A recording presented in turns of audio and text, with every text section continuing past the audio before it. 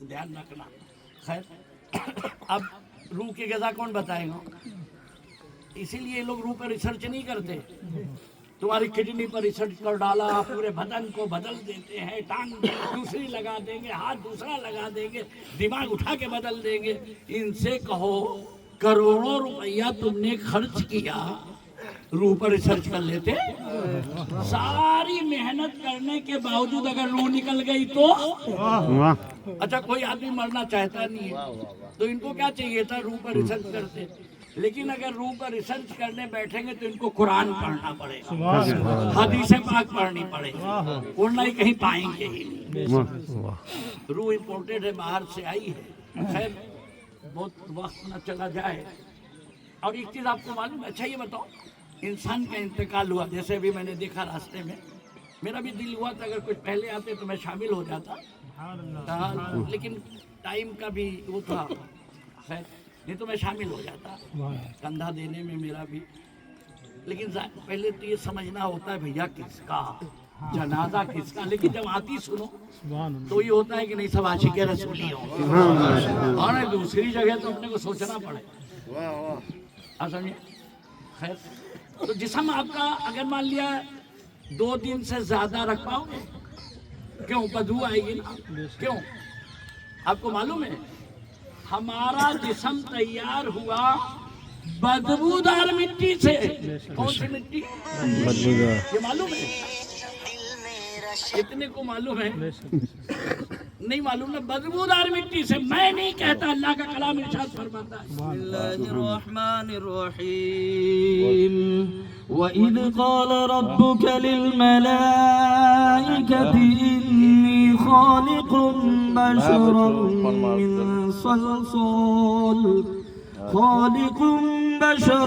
مِّن صَلْصَالٍ مِّنْ حَمَإٍ مسنون فإذا سويته ونفخت فيه من روحي فكعوا له ساجدين فسجد الملائكة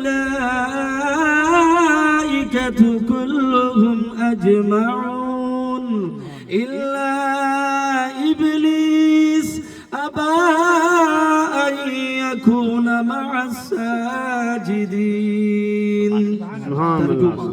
اور یاد کرو جب تمہارے رب نے فرشتوں سے فرمایا کہ میں آدمی کو بنانے والا ہوں بجتی مٹی سے جو بدبودار سیاہ گاڑے سے ہے، تو جب میں اسے ٹھیک کر لوں اور اس میں اپنی طرف کی معزز روح پھونک لوں تو سب کے سب سجدے میں گر پڑنا۔ تو جب میں اسے ٹھیک کر لوں اور اس میں اپنی طرف کی خاص معزز روح پھونک لوں تو اس کے لیے سجدے میں گر پڑنا۔ تو جتنے فرشتے تھے سب کے سب سجدے میں گر پڑے سوائے ابلیس کے، اور اس نے سجدے والوں کا ساتھ نہ مانا۔ سبحان اللہ۔ بدبودار مٹی سے اور معزز روح، لیکن آگے جسم میں پھنس گئی بیچاری۔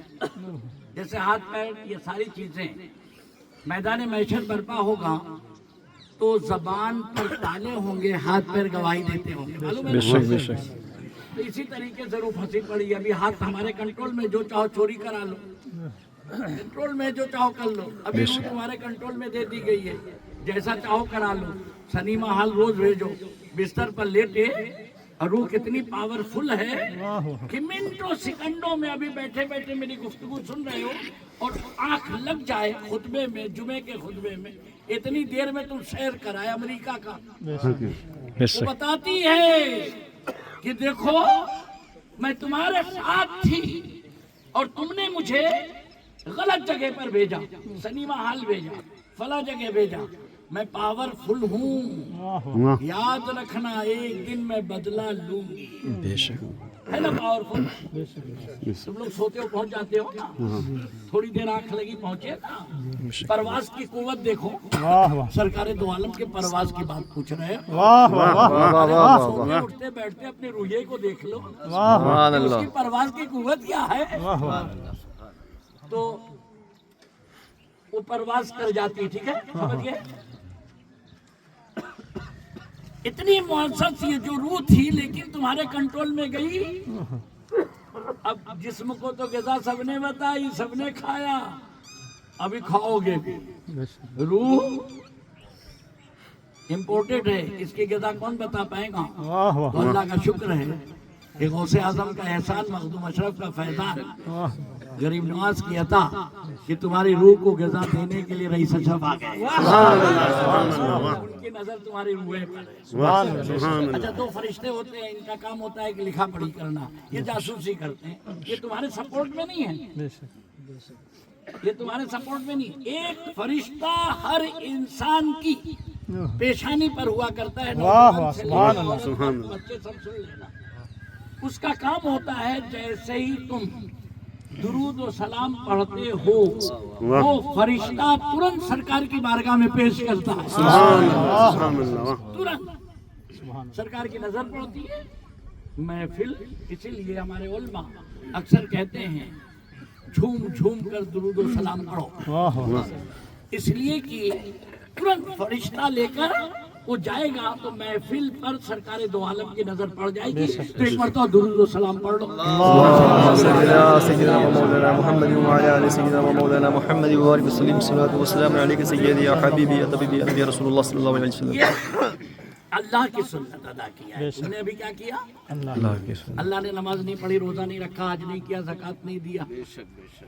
اللہ جسم و جسمانیات سے پاک ہے۔ یہ اللہ کے بندو، اللہ کا عمل کیا تھا؟ تو اللہ فرماوے چھے، اللہ فرماتا ہے میں اور میرے فرشتے نبی کریم صلی اللہ تعالیٰ علیہ وسلم پر درود و سلام بھیجتے ہیں۔ اے ایمان والو، سب نہیں، اے ایمان آمنو صلو علیہ وسلم تسلیما، اے ایمان والو تم بھی بھیجو۔ اللهم صل على سيدنا ومولانا محمد وعلى آل سيدنا ومولانا محمد وبارك وسلم، الصلاة والسلام عليك رسول الله صلى الله عليه وآله وسلم۔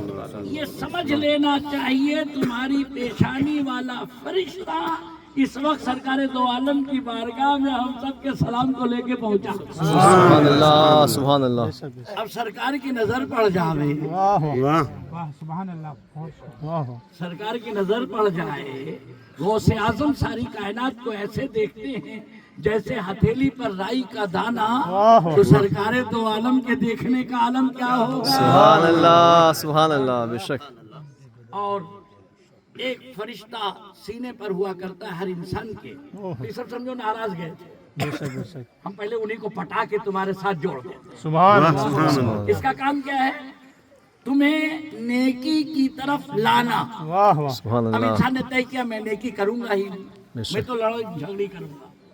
مت کرو، جھگڑا فساد نہیں اچھی بات ہے۔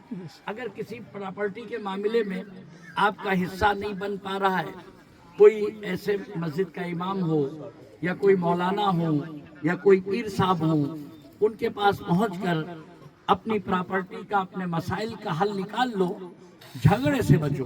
سبحان اللہ۔ اتنا اچھا گاؤں ہے، عاشق رسول اور مخدوم اشرف اولیوں کے چاہنے والا گاؤں ہے، بے شک، اور اس میں جھگڑا میں جب سنتا ہوں تو میرے دل کو بہت تکلیف پہنچتی ہے، بے شک۔ اس لیے کہ یہ مخدوم پاک کا فیضان ہے غوث اعظم کا کہ میں بڑی محبت کرتا ہوں، آپ لوگوں سے بڑی محبت کرتا ہوں، میں پتہ لگاتا رہتا ہوں، جب بھی کہیں لڑائی کا ذکر سنتا ہوں تو بڑا دل ہوتا ہے، اور دل ایسا ہوتا ہے کہ میں خود نہ چلوں، اگر میرے جانے سے جھگڑا مٹ جاوے، لیکن ٹائم ایسا رہتا ہے کہ آج یہاں پروگرام، کل وہاں پروگرام، پھر جو پروگرام دیا ہوا ہوتا ہے جیسے آج یہاں کا دیا، اب ہم کہیں جھگڑے میں پتہ چلا کہ ہم پہنچ جائیں مدار کے گاؤں میں، تو یہاں والے بیچارے جن کو وقت دیا، مت کرو ایسا، کیا چیز ہے، سب ایک دن دیکھو مری جانا ہے، بے شک، بے شک۔ کتنے دن کی زندگی، حق۔ اگر جس کا 50 سال ہو گیا، بہت 30 سال 20 سال، تو آپس میں میل اور محبت کو قائم کر لو۔ بے شک۔ میرا آنا تمہیں مکمل فیض دینا، شیطان کو ہم لے جاویں اور تم لوگ سکون اور شانتی سے رہو۔ بے شک، بے شک۔ واہ واہ واہ۔ تو کیا ہوتا ہے؟ نیکی کی طرف لانا، اور پیٹھ میں ایک فرشتہ ہوتا ہے بدی سے بچانا۔ واہ واہ۔ جب آدمی نیکی کی طرف آتا نہیں ہے، بدی کی طرف جاتا ہے، تو یہ دونوں فرشتے ناراض ہو گئے۔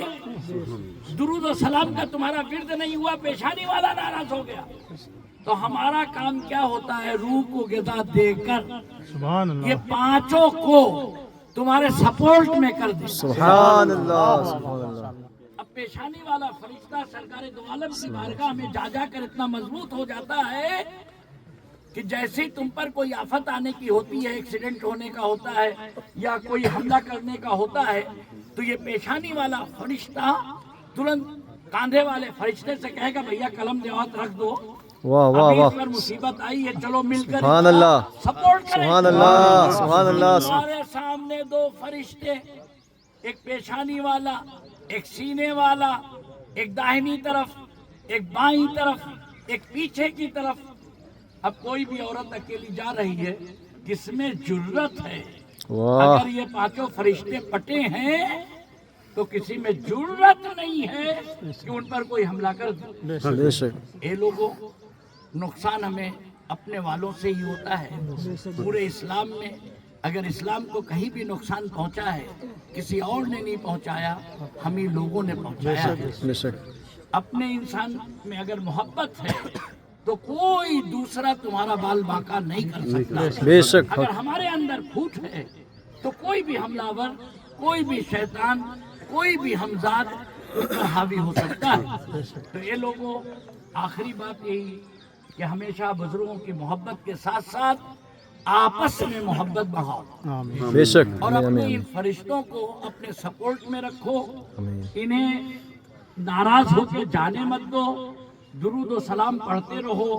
پیشانی والا فرشتہ تمہارے سارے فرشتوں کو اپنے کنٹرول میں کر لے گا اور تمہاری حفاظت ہوتی رہے گی، اور پھر تم بھی کہو گے کیا دبے جس پہ حمایت کا ہو بنجا تیرا، شیر تو خطرے میں آتا نہیں کتا تیرا۔ سبحان اللہ مائکوا تھوڑا مزیدار نہیں تھا،